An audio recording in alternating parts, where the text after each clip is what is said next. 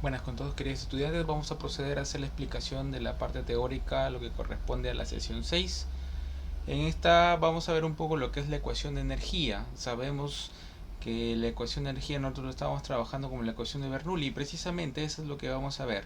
Vamos a ver la ecuación de Bernoulli, pero ya aplicado a lo que vendría a ser hidrodinámica, ¿no? Entonces en esto ya vamos a aplicar de manera más completa la ecuación y vamos a poder proceder a hacer ejercicios un poquito más complejos.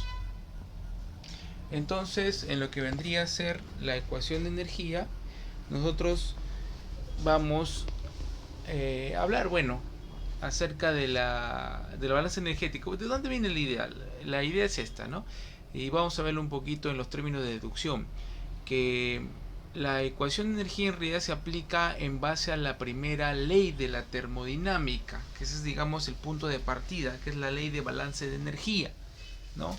Que aplica para cualquier sistema. Como aplica para cualquier sistema, se aplica, ¿no?, para un sistema de fluido.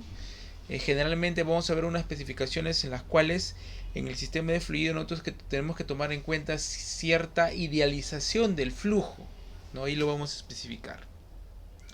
Yo estoy colocando acá dos videos de motivación. Ustedes van a entrar en el link que se les ha dejado. No voy a colocar acá los videos, sino ustedes ya tienen el acceso y yo sigo comentando como si ya se hubiera visto los videos, ¿no? Entonces, en los videos vamos a ver el efecto Magnum, que es un efecto en la cual nosotros podemos estudiarlo con la aplicación precisamente del balance energético, ¿no?, y la ecuación de Bernoulli. Como saberes previos, nosotros ya hemos trabajado acerca de la hidrostática, conocemos acerca de la hidrostática, ¿no? Entonces, nosotros lo hemos venido desarrollando también a partir del concepto de la ecuación de Bernoulli, por eso es que la idea debería estar un poco más clara, ¿no? Y básicamente la idea de ecuación de energía, que vendría a ser el balance de energía de cualquier sustancia. En la problematización vamos a ver cuál es la ecuación de energía de fluidos en movimiento y cómo se aplican los casos, ¿no? Porque de aquí empieza a verse la derivación de todos los casos posibles para la aplicación de la ecuación de energía. Se resuelve cualquier caso. Vamos a resolver, yo les sigo comentando, ¿no? Desde lo que cómo podría volar un avión hasta cómo funcionan los sistemas de tuberías, sistemas hidráulicos. Cualquier sistema que tiene que ver con fluidos se resuelve mediante el uso de estas ecuaciones. La idea es que al término de la sesión nosotros podamos identificar los conceptos de la aerodinámica, así como poder entender la importancia de su aplicación en sistemas hidráulicos, ¿no?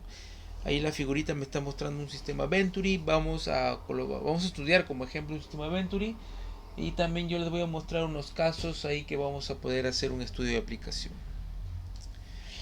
Algunas características a tomar en cuenta en el fluido, ¿no?, que se debe conocer. Y el fluido, cuando se encuentra en movimiento, porque hasta ahorita hemos visto solo fluidos en reposo, hay ciertas características que tenemos que ver, ¿no? Pues las partículas de fluido se van a ir moviendo con distintas velocidades posiblemente, ¿no? Y van a tener comportamientos específicos. Si las partículas de fluido se mueven en conjunto a velocidades constantes, lo que vendría a darse un sistema permanente, y no se cruzan sus trayectorias entre ellas, vamos a estar hablando de lo que vendría a ser un sistema laminar, como es el que presentamos acá abajo.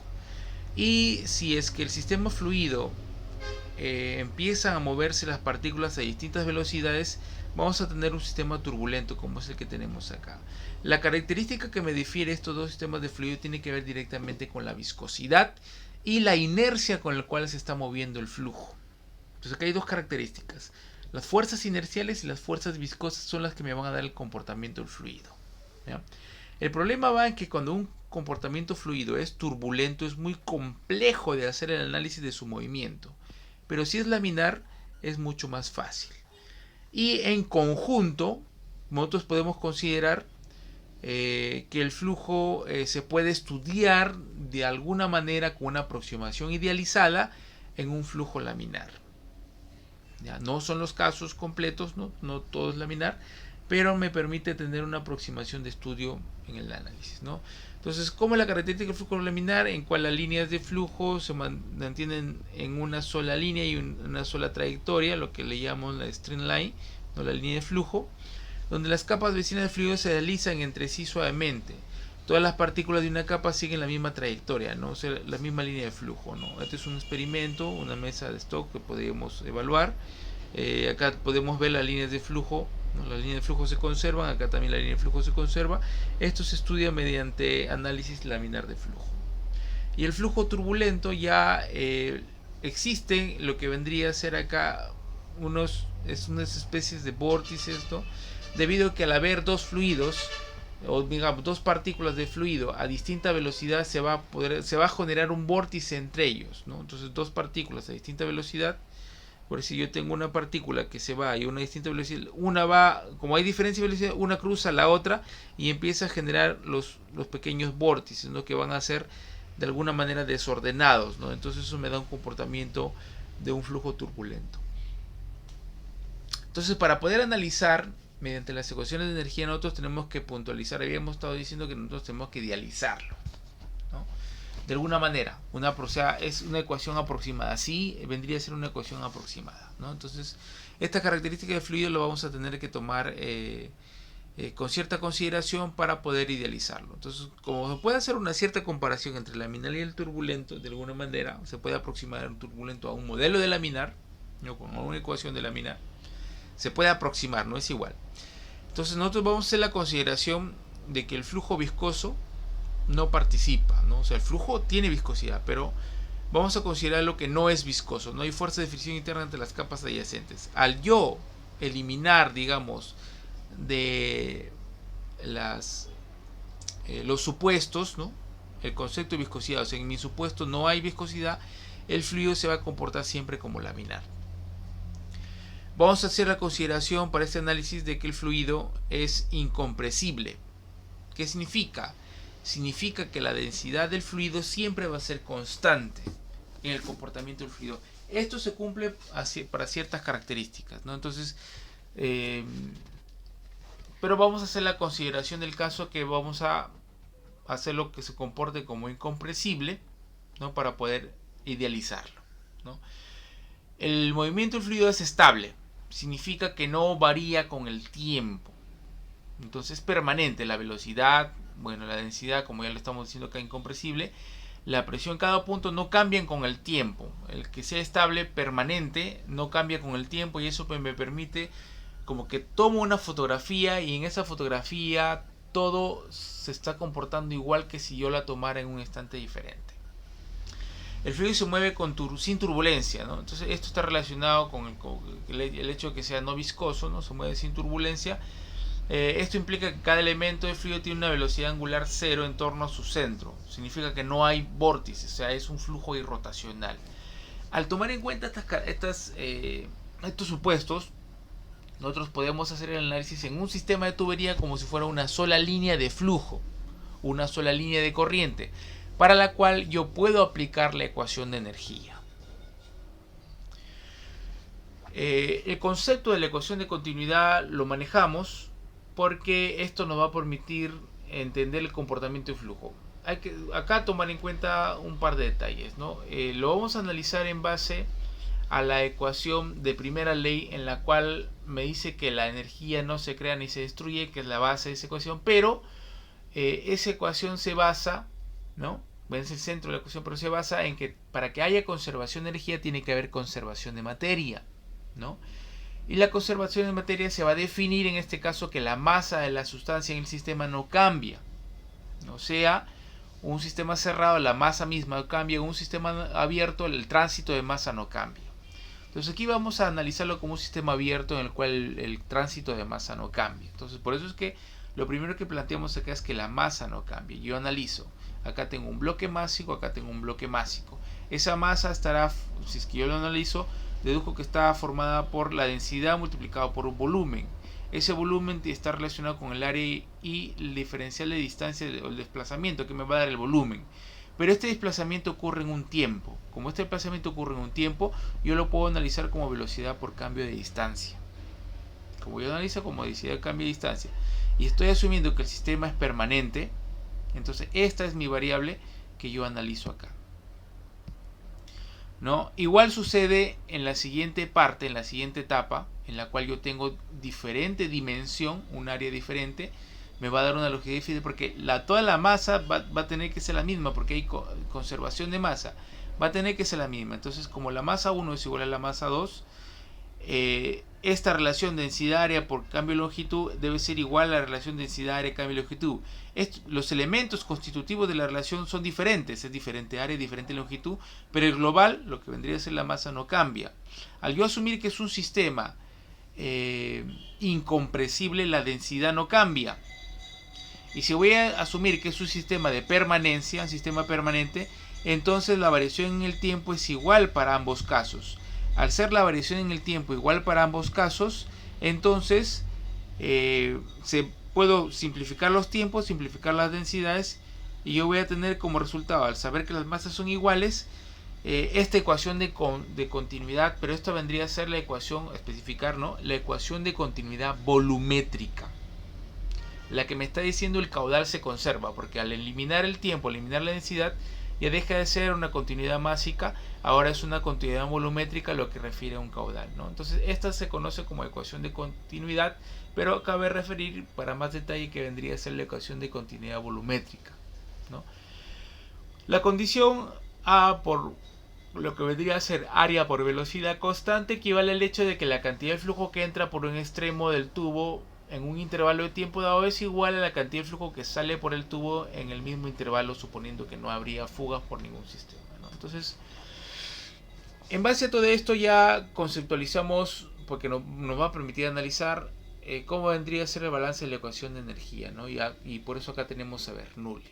Entonces Bernoulli lo que hizo en realidad fue una simplificación o aplicación, ¿no?, de la conservación de energía a un fluido ideal. Entonces, con todos los supuestos que habíamos venido conversando, es lo que se conceptualiza como fluido ideal, y yo puedo aplicar acá la ecuación de energía a un fluido ideal. ¿Cómo empezamos? Empezamos con el concepto de trabajo. El trabajo me va a permitir mover algún sistema o materia en un sistema, ¿no? El trabajo se analiza así, porque si no hay movimiento no hay trabajo. Eso es una manera como lo conceptualizamos, ¿no? Entonces, el trabajo está dado por una fuerza que me va a mover una determinada distancia, un desplazamiento. Claro, entonces, ahí hay una fuerza que me va a mover una masa en una determinada distancia, ¿no? Acá hay una fuerza que me va a mover una masa en una determinada distancia. Pero el trabajo está relacionado directamente con la dirección en la que se aplica la fuerza y la dirección en la que va a ser ese desplazamiento. Entonces, acá tengo un trabajo, ¿no? Un trabajo que me relaciona la fuerza que va en esta dirección. ¿Y quién me da esta fuerza en esta dirección? Me lo da la presión. Esta fuerza me lo da la presión en su área determinada. Entonces aquí tenemos la fuerza que me lo va a dar la presión en su área determinada y me lo desplaza a este espacio. Entonces yo conjugo acá, ¿no? Esto me permite transformar la ecuación de trabajo en una ecuación de trabajo aplicada a sistemas termodinámicos y fluidodinámicos, en los cuales yo más analizo el trabajo que deviene de la presión. ¿Cómo así? Esa fuerza, como está dada a través de la presión y está dada, ¿no?, en un área determinada, esa área yo lo conjugo por el desplazamiento y lo convierto en un volumen. Entonces el trabajo estaría dado por la presión aplicada en el desplazamiento a cambio de un volumen, ¿no? Entonces allí puedo analizar el trabajo.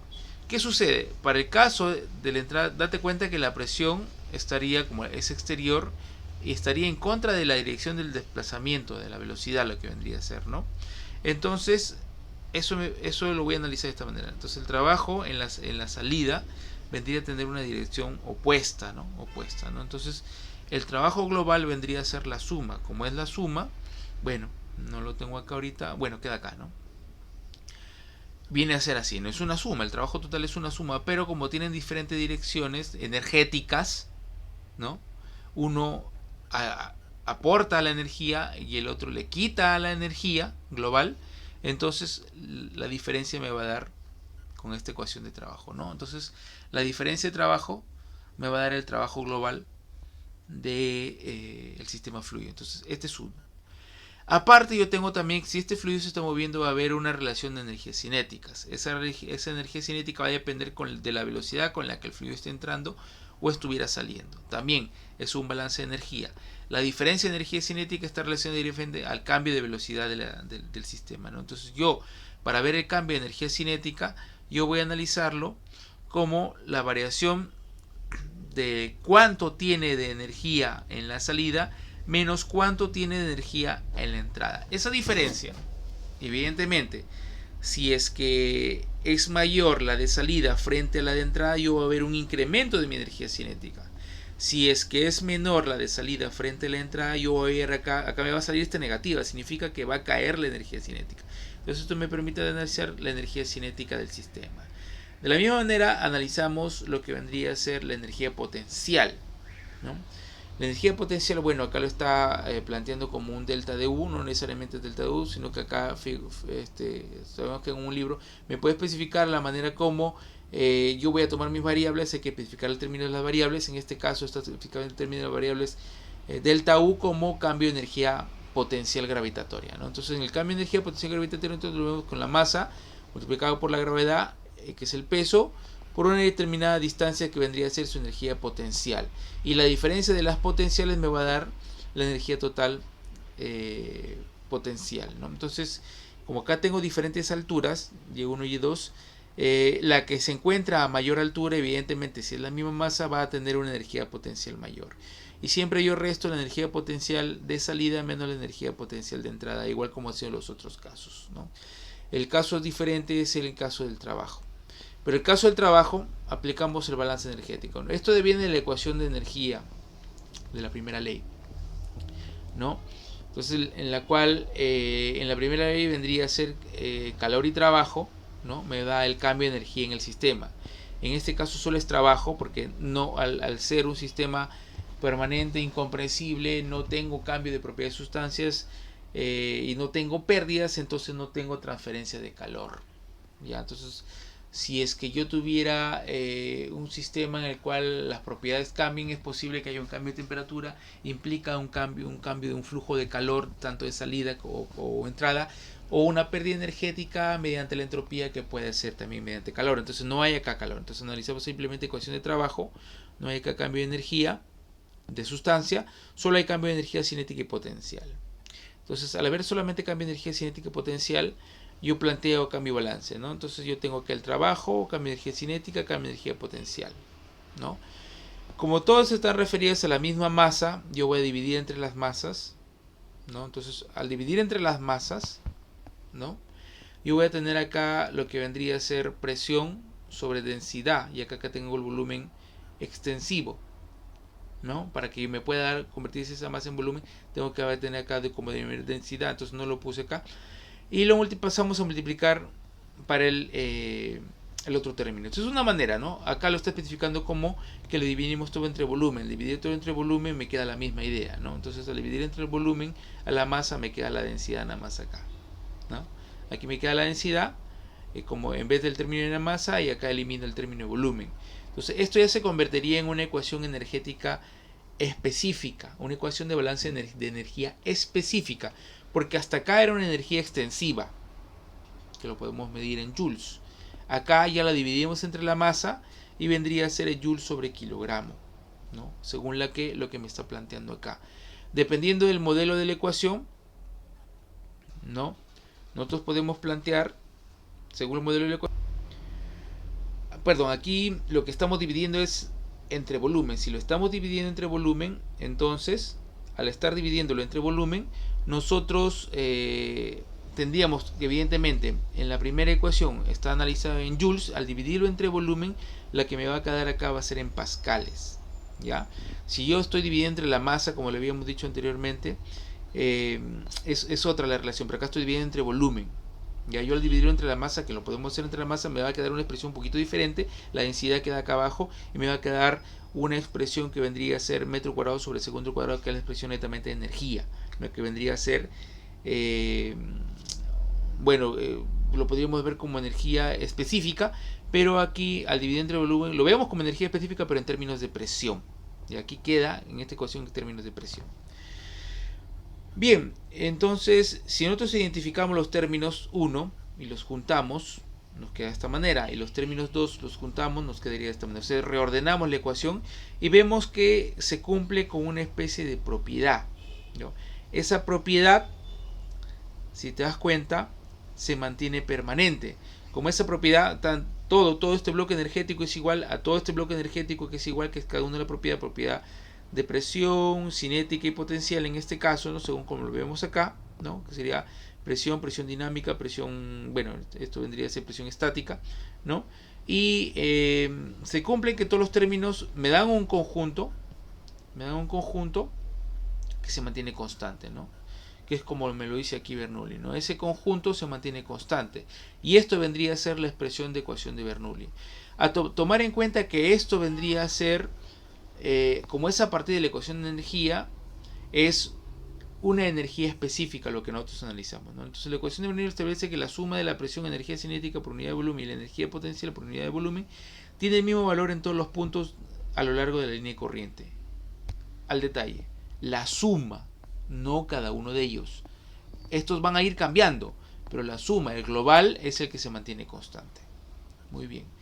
Para aplicaciones, nosotros vamos a ver algunos ejemplos. Tenemos por acá, por ejemplo, el caso del tubo de Venturi, que es el dibujito que vemos acá, nos va a servir para hacer mediciones de flujo, velocidad, etcétera, etcétera.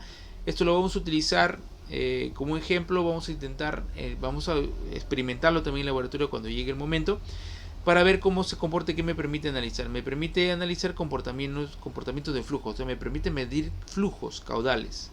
¿Ya? Eso es una identificación de ecuación un poquito más detallada. Pero en el caso acá, ¿cómo lo analiza? Como aquí en este caso estamos analizando que la velocidad, en este caso de trayectoria, se mantiene en una misma línea con respecto a z, o altura, en este caso lo denomina y. Al ser iguales estos dos elementos, estos dos términos, el término, viendo mejor acá, el término de y1 al ser igual al término de y2, estos se pueden simplificar. Entonces en la ecuación de Bernoulli yo no estoy colocando acá el término de y, o lo que vendría a ser potencial, ya que este no cambia, y esto vendría a ser directamente relacionado a una ecuación dinámica, ¿no? De flujo en el cual no considero los términos de altura, pero recalcar acá que en el caso del sistema de tubería tenga una pendiente o una diferente altura, sí considero. Esto es simplemente para términos de flujo horizontal, ¿no? Entonces, pero me permite ver algo, me permite analizar acá cómo se comportan la presión y cómo se comporta la velocidad. Eso me lo permite ver ya la ecuación de Bernoulli. Yo, por conservación, por ecuación de continuidad, yo veo algo. No habíamos visto que la velocidad en un sistema más de área más grande, cuando pasa un sistema de área más pequeña, ¿no? Subsistemas de un sistema todo completo, la velocidad, debido a que la relación de área por velocidad se conserva, que el que se conserva es el caudal, al disminuir el área la velocidad tiene que incrementarse. Entonces acá lo represento como un vector. Al incrementarse la velocidad, ¿no?, el término de la ecuación aquí cambia, ¿no? Acá se va a incrementar la velocidad, acá la velocidad se mantiene como en 1 y acá la velocidad es mayor. Si al ser la velocidad mayor, pero todo el término de la ecuación debe mantenerse constante, acá veo claramente que para que esta velocidad sea mayor, esta presión tiene que bajar, ¿no? Entonces aquí ya la ecuación de Bernoulli me está diciendo, ¿no?, en un sistema en el cual se reduce el área de paso, aumenta la velocidad y la presión disminuye. Eso es importante entender. ¿Ya? Muy bien. Vamos a ver el ejemplo del vacío de un tanque. Acá lo analizamos con la ecuación de Bernoulli de manera completa y vamos a identificarlo. Esto ya lo vamos a hacer en la parte de la clase. Ustedes lo pueden ir analizando. Vamos a plantear como parte del sistema, esto es el punto 1 y esto es el punto 2. Aquí, como es un sistema abierto, la presión es igual acá y la presión es igual acá en ambos puntos. Acá la velocidad va a ser casi 0. Acá yo voy a encontrar un valor de velocidad que es el que justamente quiero encontrar. Pero sí, aquí sí voy a tener una altura, ¿no? Voy a tener una altura. Entonces analizo la ecuación y vamos a ver cómo es que llego a esta expresión, ¿no?, que es la ecuación de un sistema. Este es un caso particular. Entonces, con un ejemplo, con un caso particular, con este ejemplo yo voy a poder especificar todos los posibles casos que me pueda permitir la solución de la ecuación de Bernoulli, ¿no? Entonces hay una serie de casos que vamos a analizar. En este caso, que es la caída de flujo de un vaciado, ¿no? Vamos a tomar en cuenta que vamos a utilizar siempre la ecuación de continuidad. Aquí es la misma la ecuación, solo que acá el S representa superficie, vendría a ser el área, entonces velocidad por área 1 o velocidad por superficie 1, lo que me está diciendo es igual a velocidad por superficie 2, ¿no? Eso también me permite analizar este concepto, ¿no? Cómo es que yo al tapar un poco la manguera de agua, ¿no? Yo veo que hay un incremento de la velocidad, porque lo habíamos visto, ¿no? Si se reduce el área de salida, va a tener que incrementarse la velocidad. Como decíamos, la ecuación de Bernoulli me va a permitir ver cómo es el comportamiento desde el ala de un avión. Vamos a conversarlo esto con más detalle. El fenómeno de una pelota rotando en un flujo, que vendría a ser el efecto Magnum, que es justamente el video, y esto deviene a diferencia de presiones y velocidades, que es lo que me va a permitir interpretar la ecuación de Bernoulli. Y lo que vendría a ser, por ejemplo, un atomizador, cómo funciona. Yo tiro una manguerita aquí, empujo un aire, pero me bota el aire y también el flujo interno del agua, el líquido que se encuentra, ¿no? Entonces vamos a ver un ejemplo bastante interesante que vendría a ser bajo el concepto de el análisis de la ecuación de Bernoulli y el sistema de tanque con una perforación, como sale el flujo. Nosotros con ese análisis nosotros podemos determinar a qué velocidad vendría a salir el flujo por cada uno de los agujeros que pueda tener, y con eso determinar cuál es la distancia a la que pueda llegar, ¿no? Lo que vamos a hacer es, vamos a analizar, lo podemos analizar mediante programación en Excel. Acá yo lo tengo programado en Excel y me permite ver las trayectorias, ¿no? Esto lo vamos a hacer en el desarrollo de la clase, ¿no? Entonces, bueno, aquí terminamos la parte de la sesión teórica, ¿no? Y ya en la clase nosotros podemos continuar con lo que vendría a ser la aplicación correspondiente.